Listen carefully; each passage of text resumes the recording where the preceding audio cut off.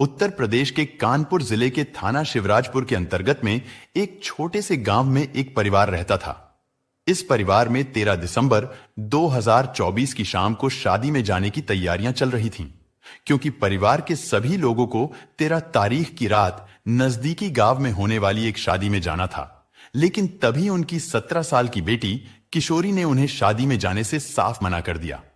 घर वालों ने उसे काफी समझाया और मनाने की कोशिश की, लेकिन वो टस से मस नहीं हुई। आखिरकार जब कोई तरीका नहीं निकला तो 13 तारीख की रात बाकी सभी लोग शादी में चले गए और लड़की घर में अकेली रह गई। फिर अगले दिन यानी 14 दिसंबर 2024 की सुबह लगभग 8 बजे जब यह परिवार शादी से वापस लौटा तो उन्होंने घर का दरवाजा खटखटाया, लेकिन उनकी बेटी किशोरी दरवाजा नहीं खोल रही थी।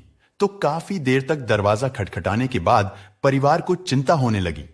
इसके बाद शक होने पर उन्होंने दरवाजा तोड़ दिया और अंदर जाते ही जब उन्होंने बेटी के कमरे का दरवाजा खोला तो उनकी चीख निकल गई।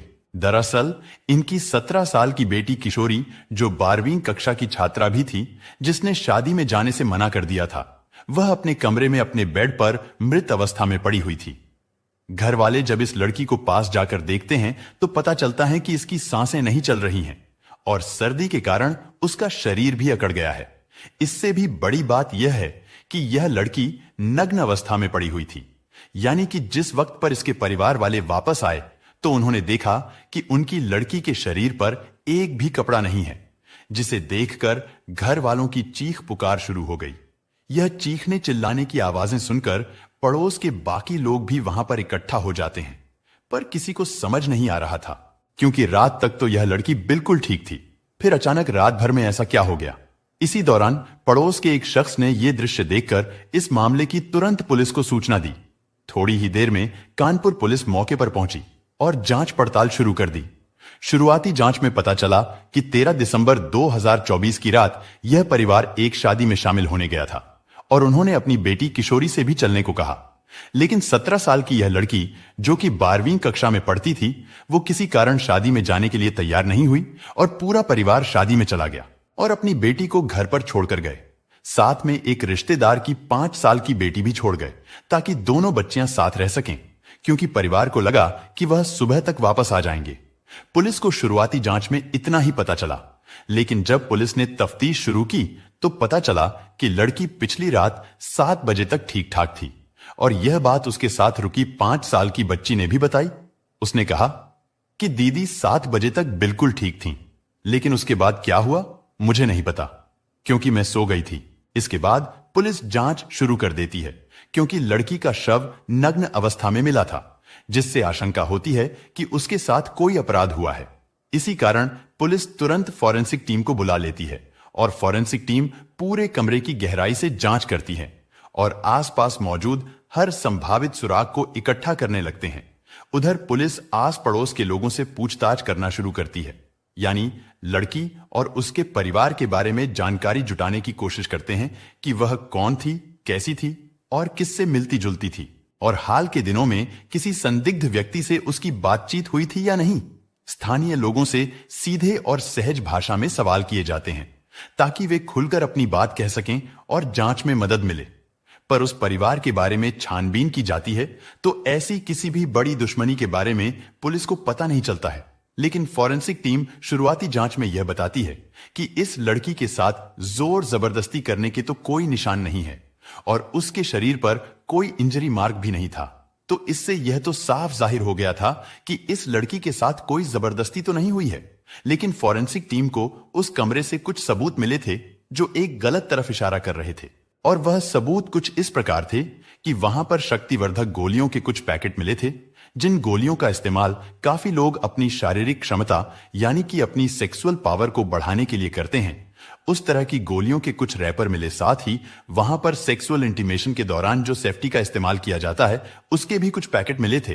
तो यहां से जो पुलिस का एंगल है वह पूरी तरह से चेंज हो गया था और पुलिस समझ गई थी कि इस केस में जो आरोपी है वह इस लड़की का कोई पहचान वाला या इसका कोई दोस्त है। इसके बाद पुलिस उस बॉडी को पोस्टमार्टम के लिए भेज देती है और इस केस की छानबीन शुरू कर देती है। इसके बाद इन्हीं सारे सबूतों के आधार पर और पोस्टमार्टम की रिपोर्ट के आधार पर पुलिस को पता चलता है कि इस लड़की की जो मृत्यु हुई है उससे पहले इसने किसी के साथ शारीरिक संबंध बनाए थे। यह पोस्टमार्टम रिपोर्ट से भी साफ हो ही गया था। इसके बाद अब पुलिस ने लड़की के मोबाइल नंबर की CDR यानी कॉल डिटेल रिकॉर्ड निकलवाई तो उस डाटा में पुलिस को एक ऐसा नंबर मिला जिस पर लड़की ने आखिरी बार बात की थी। यह कॉल 13 दिसंबर 2024 की शाम करीब 7 बजे हुई थी। पुलिस ने जब उस नंबर की डिटेल निकलवाई तो पता चला कि यह नंबर कुलदीप नाम के एक व्यक्ति का है जो नेवादा गांव का रहने वाला है। नेवादा गांव उस जगह से करीब 20 किलोमीटर दूर था जहां लड़की की मौत हुई थी। अब पुलिस के लिए यह लड़का अहम कड़ी बन गया था क्योंकि आखिरी बातचीत इसी से हुई थी। तो जहां यह लड़का 20 किलोमीटर की दूरी पर रहता था उसके पास एक दूसरे गांव में पुलिस ने बिना देरी किए इस लड़के को गिरफ्तार कर लिया और शक के बिना पर जब इससे पूछताछ की गई तो शुरुआती जांच में ही पुलिस को पता चल जाता है कि हो ना हो यह लड़का इस केस में इन्वॉल्व है। और पुलिस जब शक्ति से उस लड़के से पूछताछ करती है तो इस पूरे मामले का खुलासा हो जाता है। यह लड़का पुलिस को बताता है कि इसका नाम कुलदीप है। तो कुलदीप नाम का यह लड़का सारी बातें पुलिस को बताता है कि पिछले 3-4 महीनों से यह दोनों दोस्त थे लेकिन फिर दोनों में प्यार हो गया था और इसी के चलते वह लड़की उसे बताती है कि 13 तारीख को घर में कोई नहीं रहेगा और तुम मुझसे मिलने आ सकते हो। जिसके चलते कुलदीप 20 किलोमीटर चलकर अपनी गर्लफ्रेंड से मिलने के लिए उसके घर गया था और शाम के करीब 8 बजे यह उसके घर में गया था। घर में 17 साल की किशोरी थी जिसकी मृत्यु हुई थी और साथ में एक 5 साल की रिश्तेदार की बेटी भी थी जो पहले ही सो गई थी। इसके बाद लड़का अपनी गर्लफ्रेंड के साथ फिजिकल रिलेशन बनाता है लेकिन शारीरिक संबंध बनाने से पहले यह कुछ शक्तिवर्धक गोलियों का इस्तेमाल करता है। इन गोलियों की वजह से उसका ब्लड सर्कुलेशन बढ़ जाता है, उसे ज्यादा थकान भी नहीं होती। कम उम्र और एजुकेशन की कमी की वजह से वो बहुत ही ब्रूटल तरीके से अपनी गर्लफ्रेंड के साथ सेक्सुअल रिलेशन बनाता है। इसी वजह से उस लड़की को सर्दी भी लग रही थी और कुछ अंदरूनी चोटें भी आईं क्योंकि मौसम ठंड का था। साथ ही उस लड़के ने बताया कि रात 8 बजे से सुबह 3 बजे तक उसने अपनी गर्लफ्रेंड को एक भी कपड़ा पहनने नहीं दिया था जिससे उसकी हालत और भी खराब हो गई। यह बात सुनने में तो बड़ा अजीब लगेगी लेकिन यही सच्चाई है कि लड़की की सर्दी लगने के कारण और ब्रूटल रिलेशन बनाने के कारण हालत और खराब हो गई और करीब 3:30 बजे तक लड़की ने इसी के कारण दम तोड़ दिया। इसके बाद लड़के ने उसे बचाने की पूरी कोशिश की और चूल्हा भी जलाया कि शरीर गर्म हो जाए लेकिन कुछ काम नहीं आया और जब उसने देखा कि मामला हाथ से निकल चुका है तो वह वहां से भाग लिया। अब किशोरी की सहमति इस मामले में कोई मायने नहीं रखती थी क्योंकि वह नाबालिग थी लेकिन पुलिस ने उसे गिरफ्तार करके उससे पूछताछ की और पूछताछ करने बाद उसे कोर्ट में पेश किया गया जहां से उसे दुष्कर्म और पॉक्सो एक्ट की धारा के तहत जेल भेज दिया गया। अब यकीन है कि उसको उसके किए की सजा जरूर मिलेगी।